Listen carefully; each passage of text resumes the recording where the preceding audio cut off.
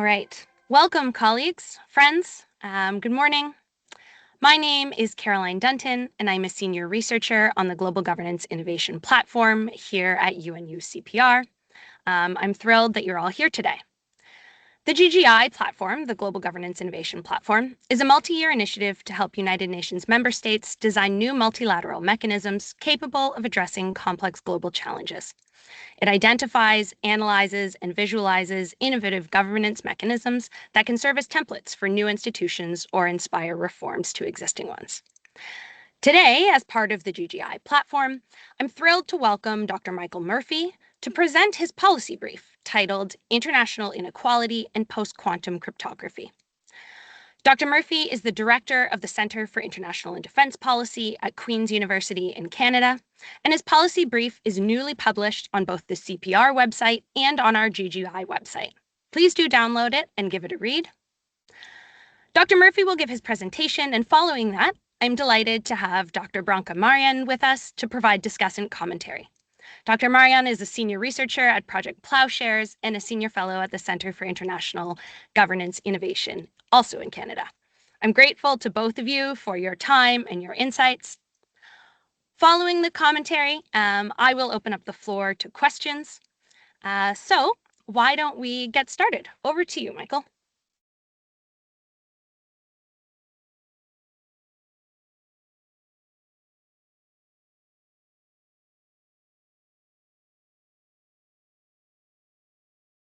All right, I hope that my window is sharing correctly. Is that? Yes, I can see it. Fantastic. So thank you very much to Caroline and the team at the Global Governance Initiative for this invitation. I'm delighted to be here and to hear how folks are reacting to this important conversation.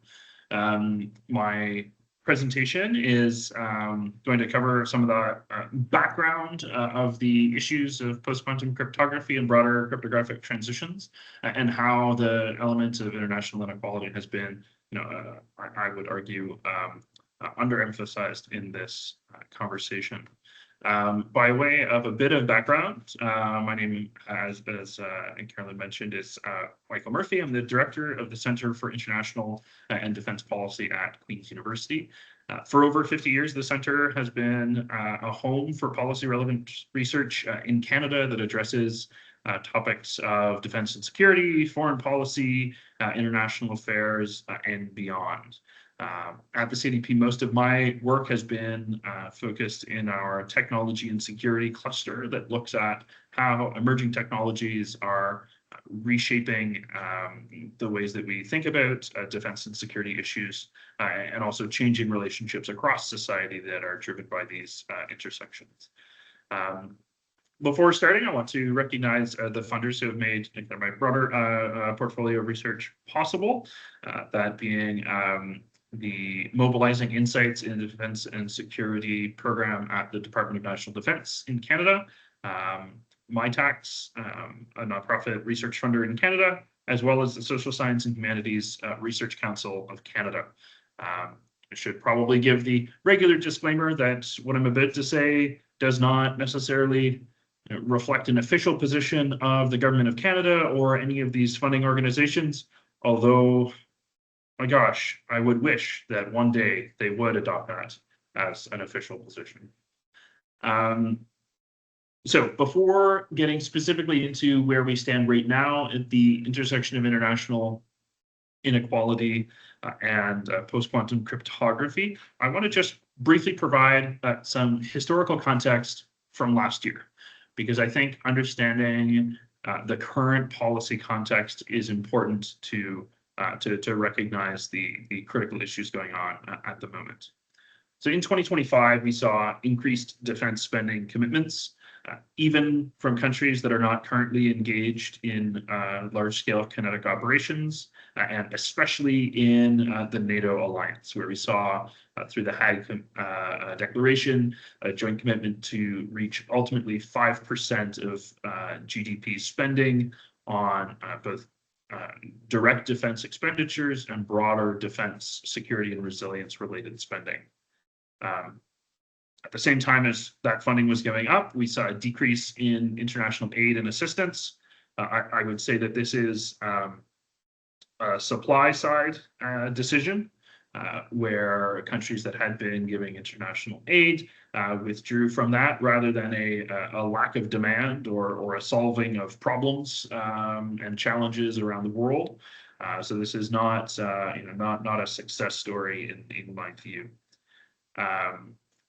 We saw rising uncertainty in international institutions and a wide range of how resilient those institutions ended up being in their ability to pivot and find areas of focus that could maintain the institutional legitimacy and buy-in of partners.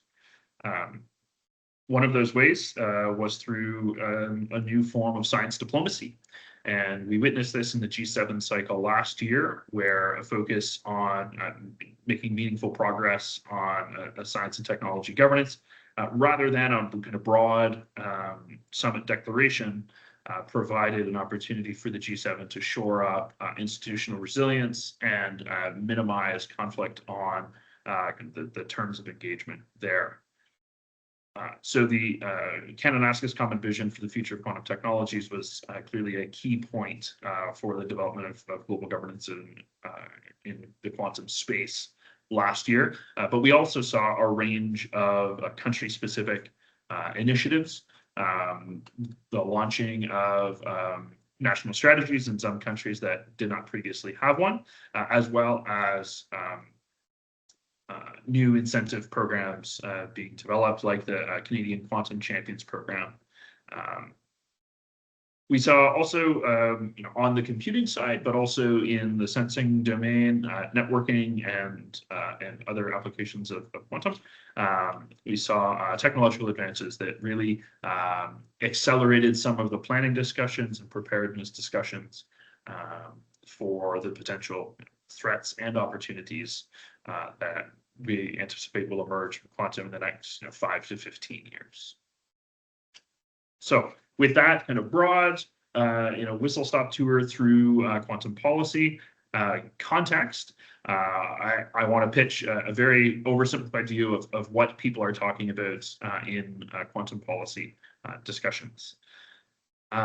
Largely, this has been a nationally focused policy domain, both because some of the signature initiatives are national strategies at this point, or bilateral, multilateral agreements between specific countries that are negotiated out of broadly national self-interest, recognizing, for example, the necessity of cooperation for the scientific breakthroughs, given the distribution of global talent. So often the national strategies have that domestic focus, but bilateral and multilateral negotiations towards agreements are framed in terms of economic and security cooperation in the interests of the state. This means that there's a focus on economic development within and capturing value and intellectual property within countries, the operationalization of specific quantum technologies into military capabilities, and preparedness for the operationalization of quantum technologies by adversaries. So things like cryptographic transitions and standard setting around how governments will approach cryptographic transition in preparation for quantum computers have also been a focal point. Alongside that piece of bilateral, multilateral agreements in support of national interest, I would say that identifying trusted partners and building up supply chain resilience across the whole kind of quantum ecosystem has been a key focus. This national focus and this incentive to build up at the domestic level has led to an oversight on the impacts of international inequality and the question of who may be left behind by this rollout of revolutionary technologies. I have the title here of Quantum Policy Oversimplified, and I think that it's important to recognize that there are some organizations that are looking at international inequality. So just to provide that shout out at this stage, open science movements broadly have been looking at how to ensure equitable access to frontier technologies.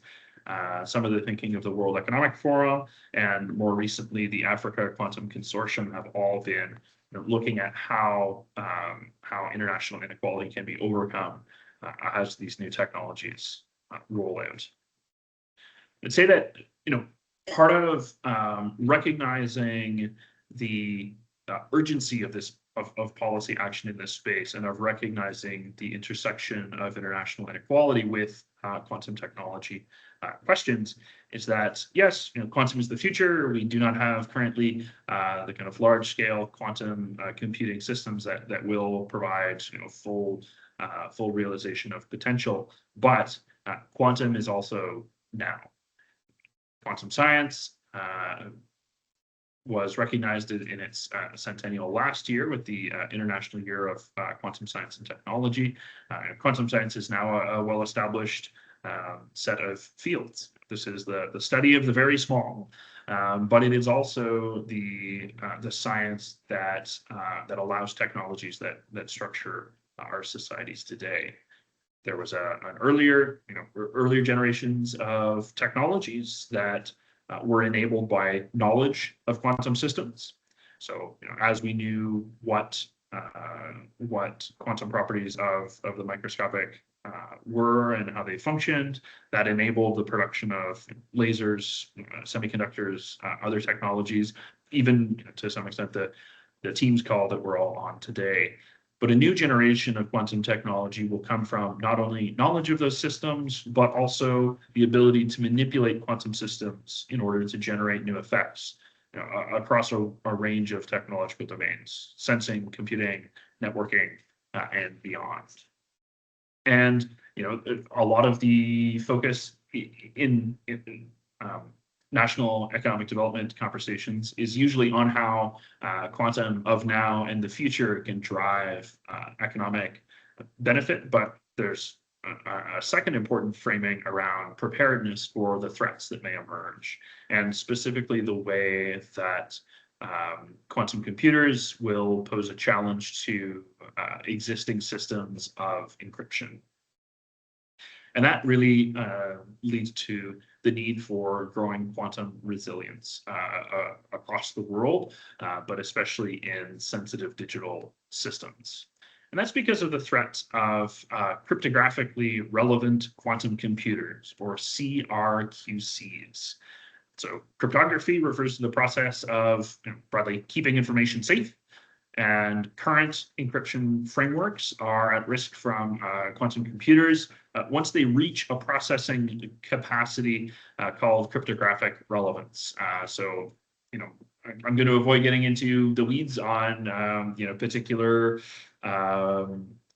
particular debates on coding these transitions, but the broad takeaway for policymakers to be aware of is that defending against CRQCs will require a large-scale transition of current encryption protocols of key systems towards new systems and around the world. I'd say at this point, post-quantum cryptography, or PQC, is the cluster of approaches for encryption that seem to be the first line of defense against CRQCs.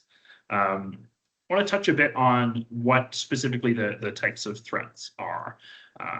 One of those is the ability of direct decryption to access sensitive information that could then be used against states or individuals or firms.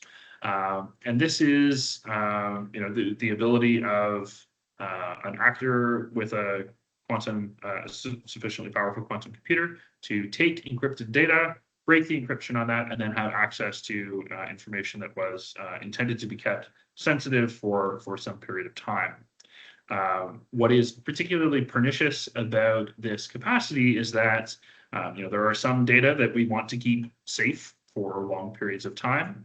And if that data is already, that data could be gathered today, even though we don't have a CRQC that could decrypt the information, as we speak in June 2026, I could still, acquire that data, exfiltrate from a system, and hold on to it for a future day when a CRQC could decrypt that. These kinds of threats are referred to as harvest now, decrypt later, HNDL, or handle sometimes, because the threat the threat window for this kind of action precedes the actual existence of CRQCs, depending on the time frame or the shelf life of the data, how long it needs to be kept safe. I'll touch a bit more on handle threats on the next slide. Because a second important threat to consider is signature forging. This describes the ability of CRQCs to forge digital signatures that break trust protocols, and that would enable them then to execute fraudulent activities in a wide range of environments that depend on digital trust and to provide a secure environment for transactions or exchanges to take place. Signature forging could also allow the breaking of access protocols that systems and digital infrastructures depend upon. The Hudson Institute, for example, modeled out the potential impact of a one-day attack on a single U.S. major bank, where signature forging was used to break access to the Fedwire funds transfer service, and their estimation was that once all damages were costed, that single one-day, one-bank attack could cause a 17% drop in United States GDP for the year. So the scale of the threat, if that's one day, one bank, we could look at we could imagine what the full scale of threat would be with multiple attack vectors simultaneously or in close proximity. The preparedness for these kinds of threats is challenging because we're operating within an uncertain timeline. First because we don't know exactly how long it will take for quantum computers to reach this threshold of cryptographic relevance, but also because we don't know what the effect of current increases in capital allocation to research and development. We don't know how that will change the timeline for when CRQCs are released into the world. We don't know how long it will take to become prepared as a world. We don't know how long it will take to transition our current encryption protocols to PQC, or what it will cost. Countries,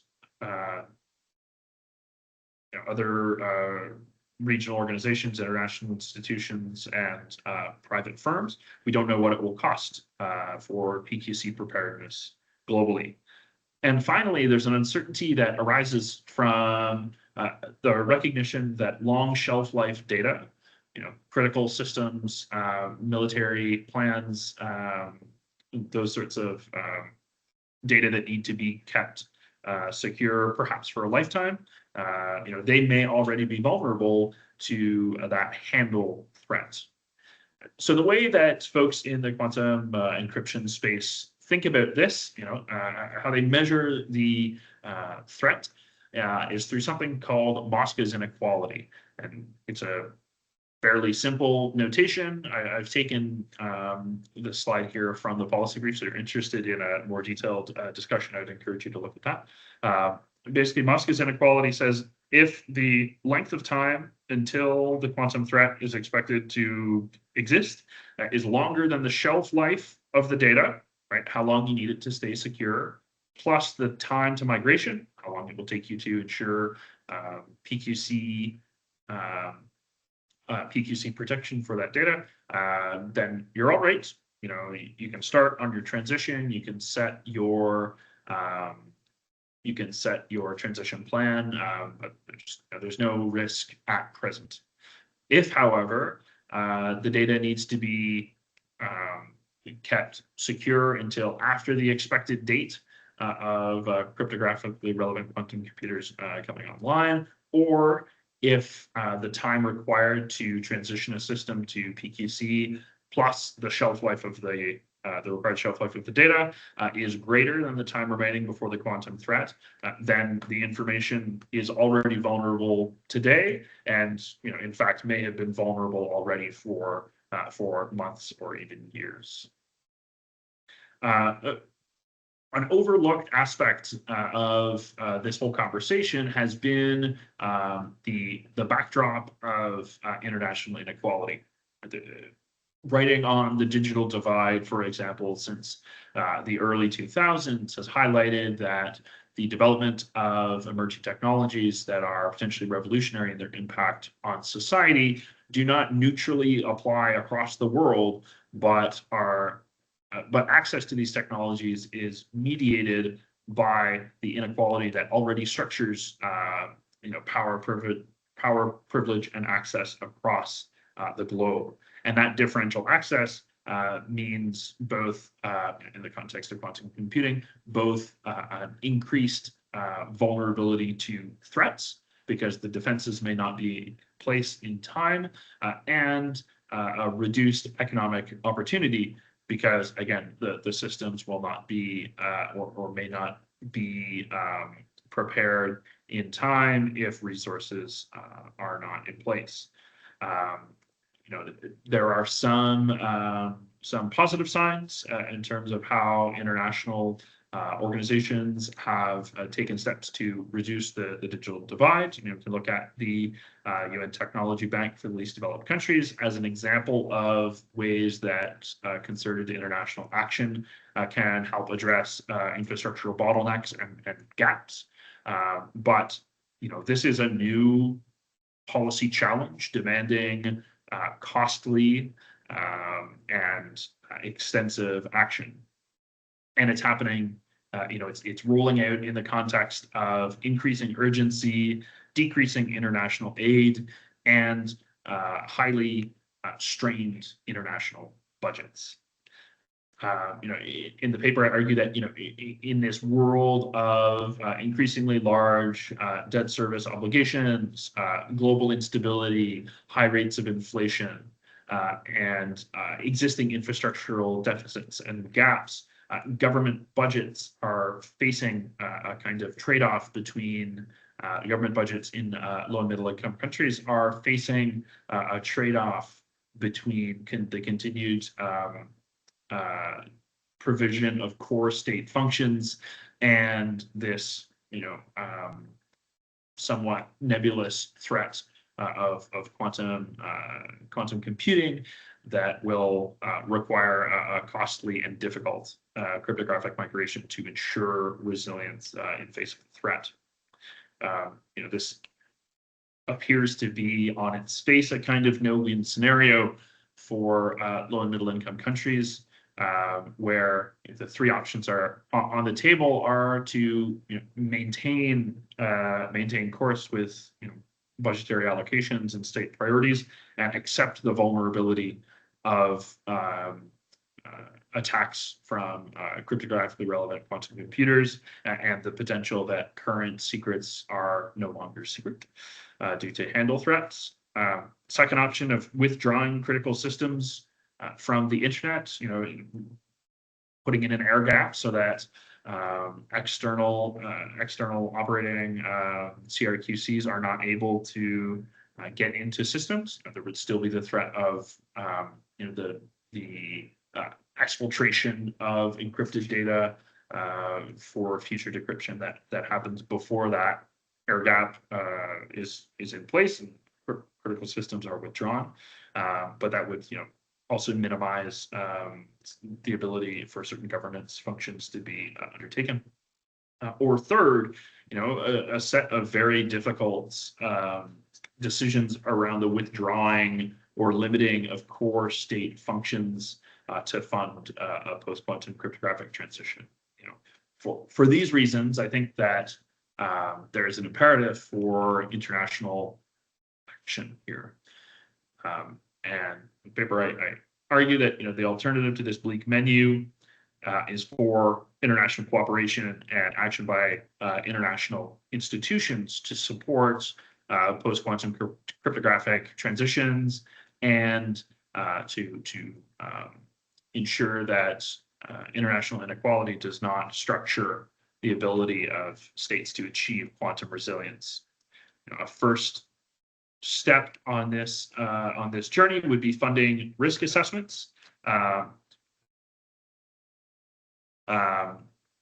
Would be funding quantum risk assessments and risk audits to identify which systems are at greatest risk within states and or states, key firms within states. That international support would help to identify the scope of the problem and at the very least put some parameters on what the needs are, when the needs need to be met, and what capacity is in place to guide that transition.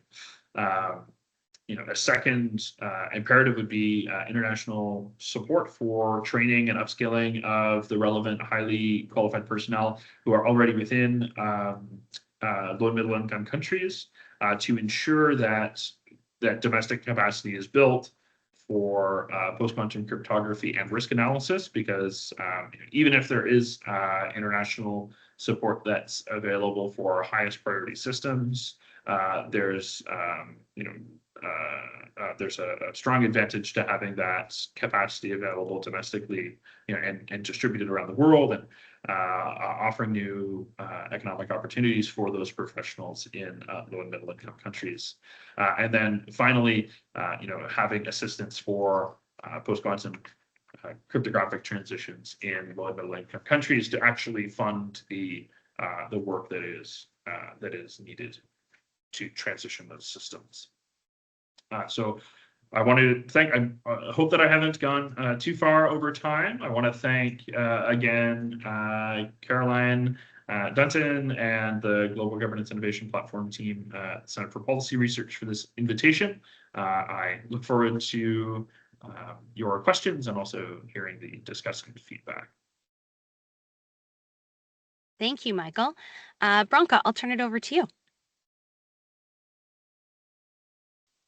Sorry, thank you so much, Michael. I really think this is an excellent work. I think it's thought-provoking. I particularly appreciated your brief given what I'm observing, which is really across many emerging technologies. In the current geopolitical environment, what we're actually seeing is growing technological fragmentation, increasing emphasis on technological sovereignty, right, and a weakening of international coordination.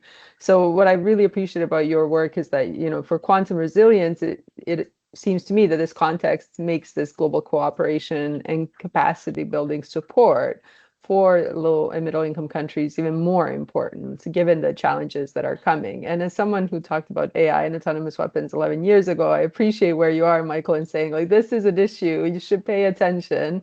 And I think that time will come, and we should be sort of thinking about these issues right now. I just had two thoughts as you develop some of this further in your work, as you kind of think through it. One is, would it be useful to differentiate among the low and middle income countries, sort of rather than treating them as a single category, as a block? Because to me, there appears to be a significant variation in levels of digitization, technical capacity, infrastructure, and vulnerability, which may shape both the risks and the policy responses.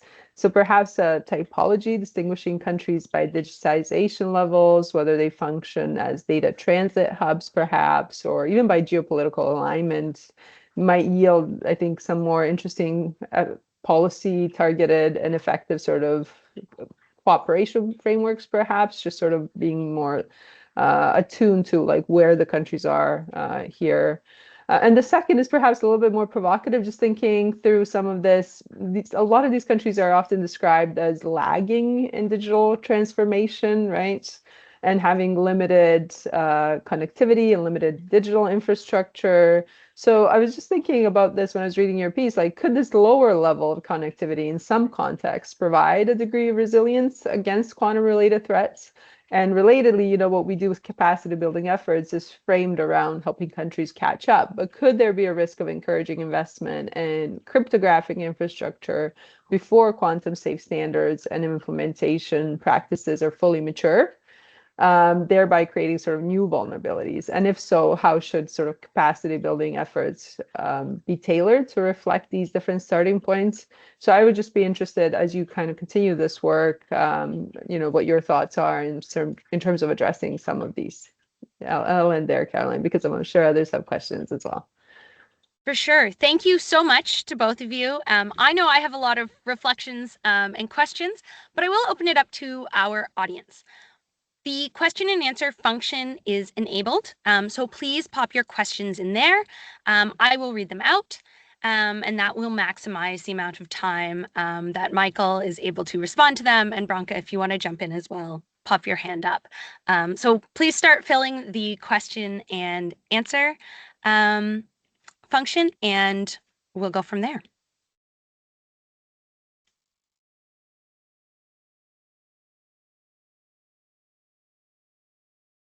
Thanks, Jack.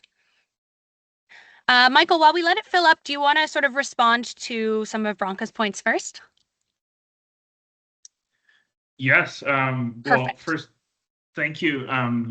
Yeah, thank you for these reflections. I think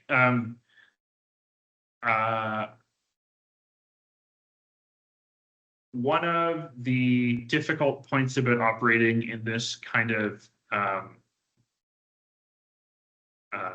policy translation mode is capturing enough nuance to have a meaningful call to action without, but also recognizing the trade-off that that accessibility means that there is nuance missing.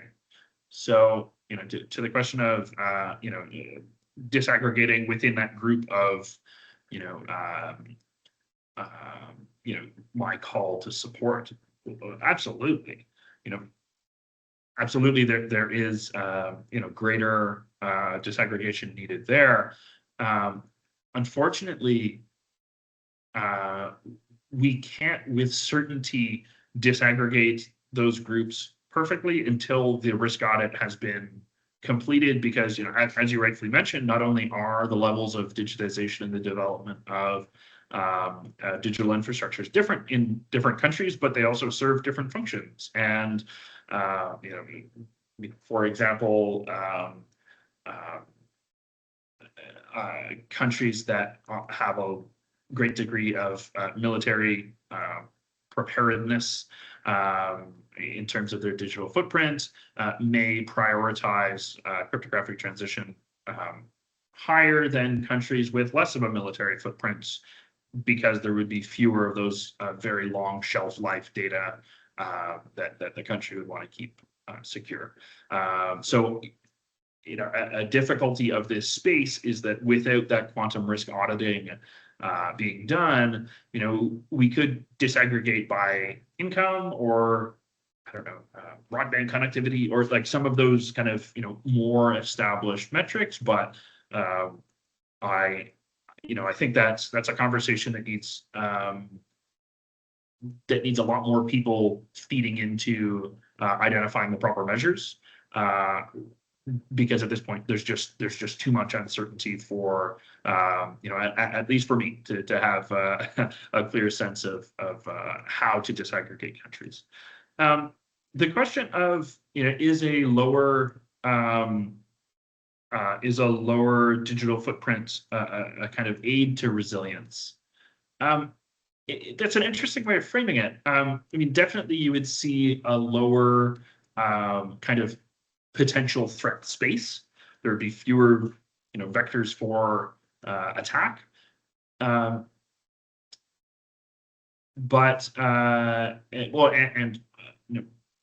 think also the kind of GDP impact in real dollar terms would likely be lower in a country with less economic activity than the United States, where the Hudson Institute study focused. But I still think it's difficult without the quantum risk audit being done to know what the potential impact of targeted attacks within those countries would be. So again, I think I'm perhaps just deferring to recommendation 1 in my brief, but I do think that there's such a critical knowledge gap that we need a lot more conversations like this with a lot of people much smarter than me in order to really target what these policies will look at and to organize action. I think I saw a few comment bubbles pop up, so I'll stop there. But thank you very much for that comment. Sure. So we have a question from David in the chat, which is incredibly similar to the question that I was going to ask. His question reads, our approach to AI governance has significant shortcomings, and arguably governance has trailed technological development and capital flows. Those capital flows discourage strong governance. What do we take away from our experience in AI governance that can be used in our response to quantum? What did we get right that should be replicated? And what mistakes should we avoid repeating? And I will add to that, are there lessons learned or useful mechanisms in other areas of digital and emerging technologies as well? Michael, I'll let you go, but Branka, if you think of something, you're welcome to jump in as well, because I know you've been working on a number of these. Yeah, so thank you both for this question. I think AI governance was too late.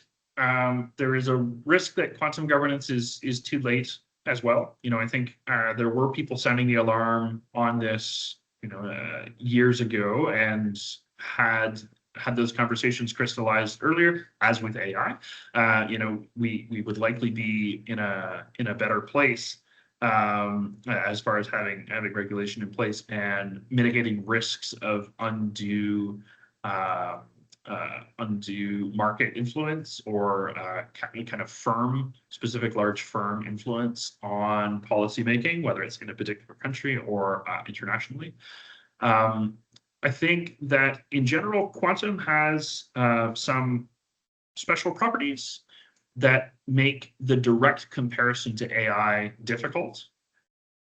One being that, with chatbots taking the world by storm a few years ago, people felt like they had a personal connection.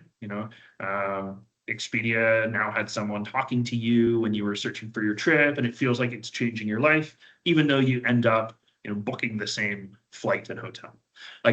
So there was a lot of, because of the personalization of AI and some very creative and ambitious marketing. I think there was a much larger hype cycle around AI than we've seen around quantum technologies. And also, these next steps in quantum technologies have been the result of decades of published scientific literature on what particular functions of quantum sensors or quantum computers would be able to do. AI had some false promises in, I believe it was around the 70s, that led to a kind of fracturing of the scientific community and into different specialisms within AI. So there wasn't that kind of cohesive international community that was using the term AI and making specific kind of predictions in the same way that we have access to the predictions of decades of quantum information science, pointing in the directions of what these applications may mean, as quantum computing, sensing, networking roll out. So I think that we have, if we look to that literature, a stronger sense or a clearer sense of what the possibility of quantum technologies could be. And we also have less noise because the hype cycle is not manifesting in the same way within the domain of quantum technologies as we've seen in with artificial intelligence, with perhaps the caveat that the Marvel movies are not helping with anyone's awareness of the particulars of quantum technologies. But because of the AI alignment, I'd be very interested to hear Veronica's thoughts.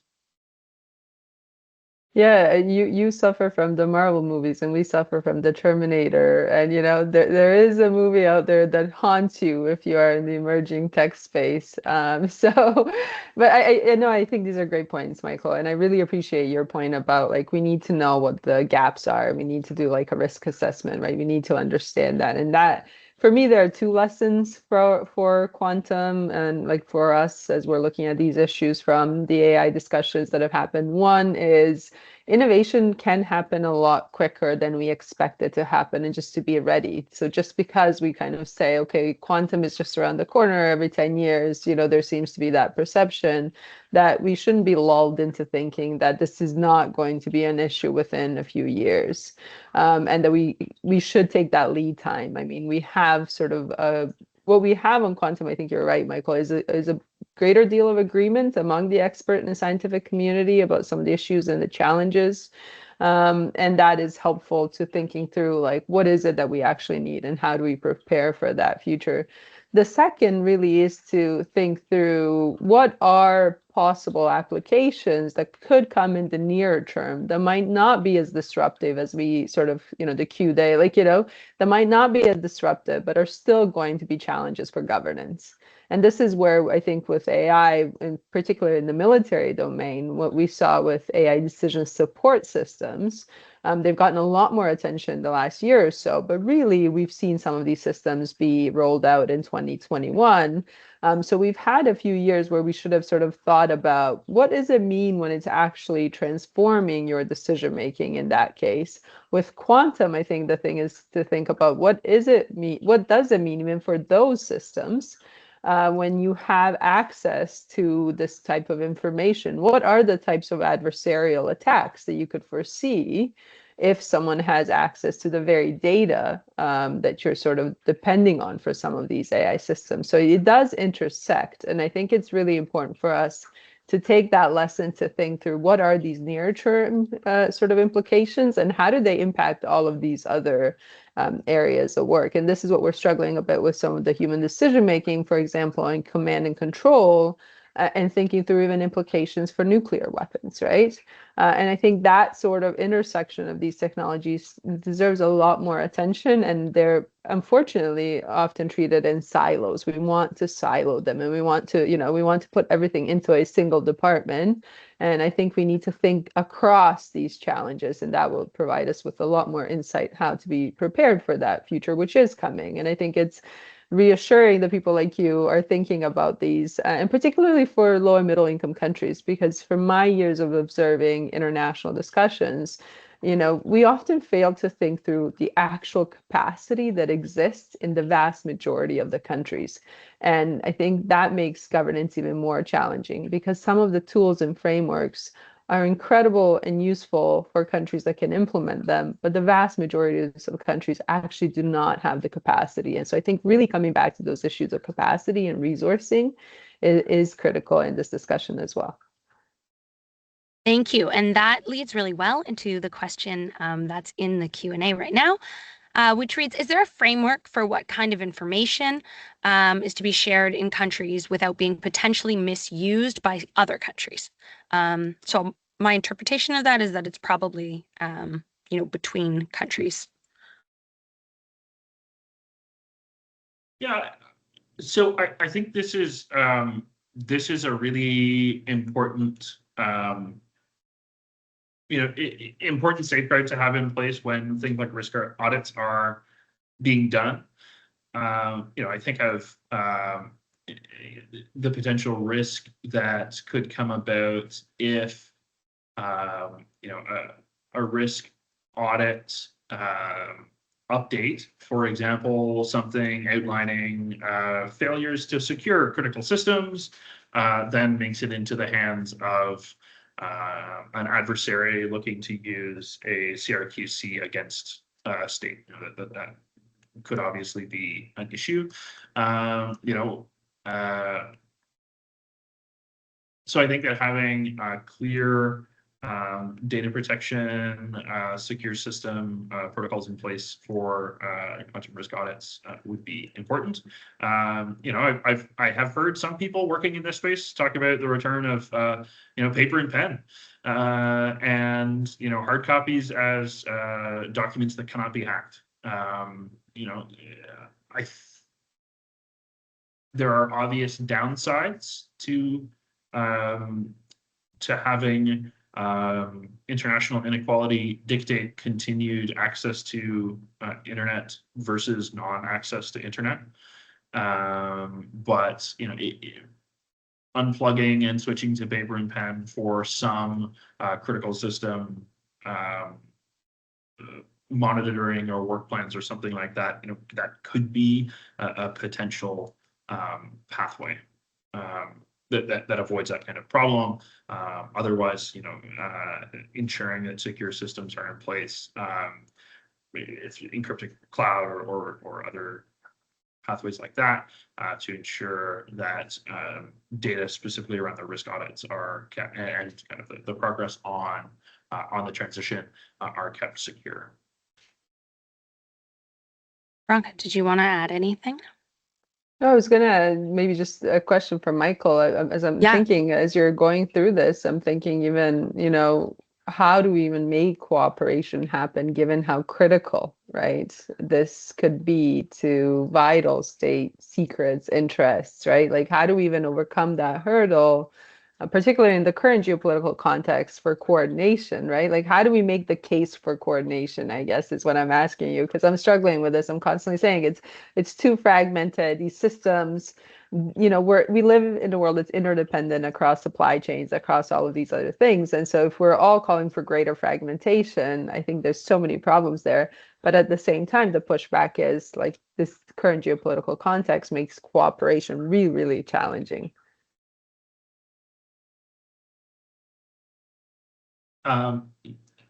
Yes. And I think that there's a kind of one hopeful sign that is already out there in the world, and that would be the fact that this new kind of realist science diplomacy, advocating for national interests and focused opportunities for technical cooperation, has survived and has achieved buy-in from the United States in certain fora. That's a promising sign as far as past context. But also going forward, I think there's some future proofing that could be built into this, and that's why ensuring where possible the building of HQP capacity, so having technical experts either internationally trained or developing domestic training capabilities of that upkeep of cryptographic systems can be handled within country rather than becoming reliant on an actor who may be less reliable than one would hope. So I think that looking at what to a certain extent that's lessons learned from 2025 as well, and the fickleness of international assistance, even when international assistance is in the interest of the so-called great power, that there may be a reduction for entirely domestic economic reasons. So I think that HQP training, upskilling, things like that is a critical step of ensuring that a PQC transition is resilient in kind of the medium term. Excellent. We have another question ready to go. There are now cases where emerging technology such as AI is being used to inform war efforts. Given the aim or integration in spite of inequalities, how can countries achieve that trust in using quantum cryptography, given that political aims often take priority over these good initiatives? So it's very similar to that question of how do we enable cooperation, because I think trust is critical to cooperation.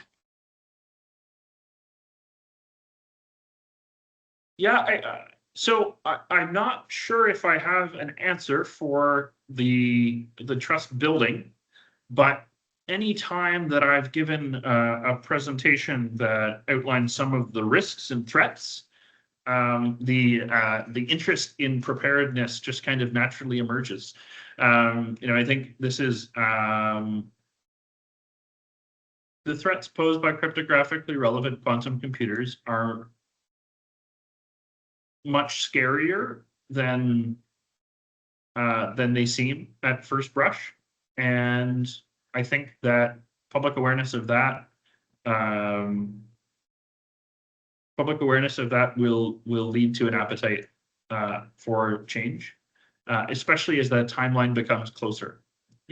Spoken to folks who have been addressing corporate boards for the last 5 to 10 years on the importance of getting out ahead of PQC timelines and adopting quantum resilience within the organization.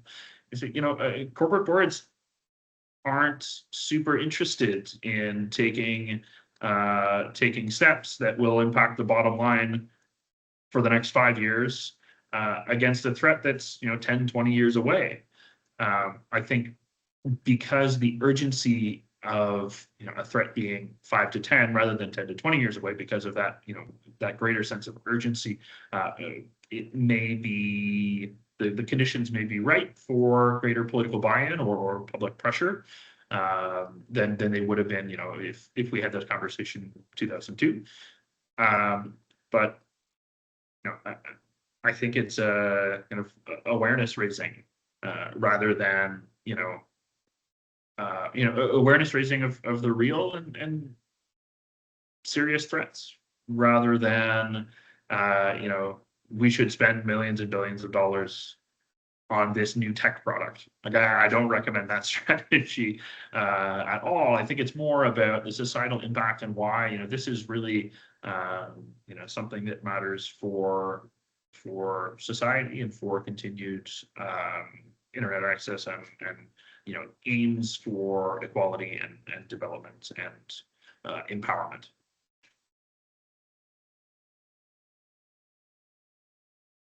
Veronica, did you want to jump in, or I can go to a question? I just want to say I Yeah. really like Michael's point there. And in terms of trust building, I think one element we often forget about is this geopolitical trust, right? And we sort of assume that trust remains. And for like most militaries, they don't really consider geopolitical trust, right? They might consider it in interoperability questions. But I think countries increasingly have to think about some of this residing at that geopolitical level, because you have to be assured as a citizen, as someone using technology, that it is being protected from these vulnerabilities, right? And I think if we can communicate, right, that we are actually trying to coordinate, that we are trying to prevent cyber attacks on our hospitals by working with other countries, it is a good signal more broadly to society as well. And that's where I think some of this work that Michael, you're suggesting is really critical. We need that level of geopolitical trust, not just at that level, but also at the national levels as well, because we cannot work without ensuring that these systems are being, that there's considerations for how these systems will be protected. And what are the sort of mechanisms for working out any issues that arise, right? Like, are there communication channels that are open between various countries, right? And what are the knock-on effects? What are the unknown unknowns and the known unknowns that exist? I think those are things to consider. Absolutely. So my question is a little bit about all of us.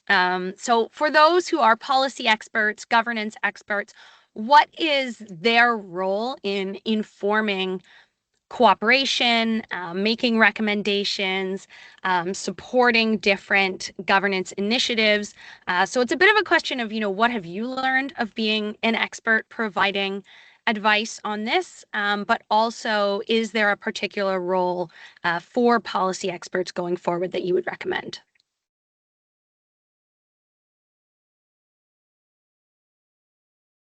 I think there's momentum in this conversation. 2025 was a year where we saw a lot of development on that economic opportunity side of the quantum policy conversation. 2026, at least, are we halfway yet? is a year where we're seeing a lot more on the security side. So, I think that as we hear more about this, as we hear more about national strategies and international cooperation around cryptographic standards and things like that, folks who are in a position to raise the question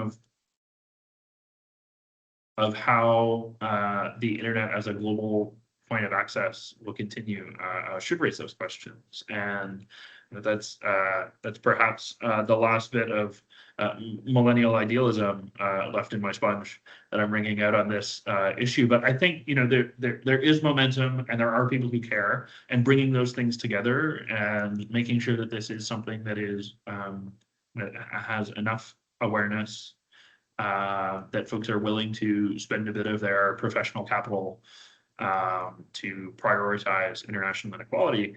I think that the time is right for that, and there is momentum in the conversation. So this is the time. If not today, maybe 10 years ago.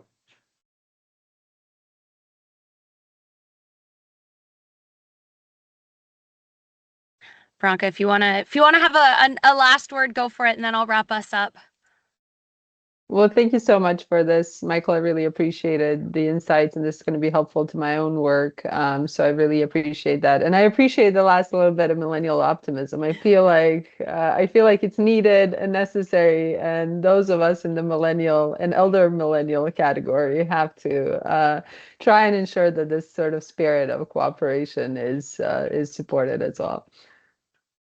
Absolutely. So thank you so much to both Michael and Branka for the policy brief and for the comments. This was a fantastic presentation and a fantastic discussion. Thank you to our audience. I'm so glad that you could be here.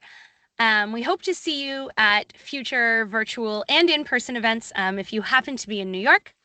As I said, the policy brief is available both on the CPR website, where you will also find other great publications, our podcast, lots of other great material, and on our GGI website as well. And this has been recorded, so this will become publicly available again if you'd like to watch it. So thank you so much, and have a good rest of your day.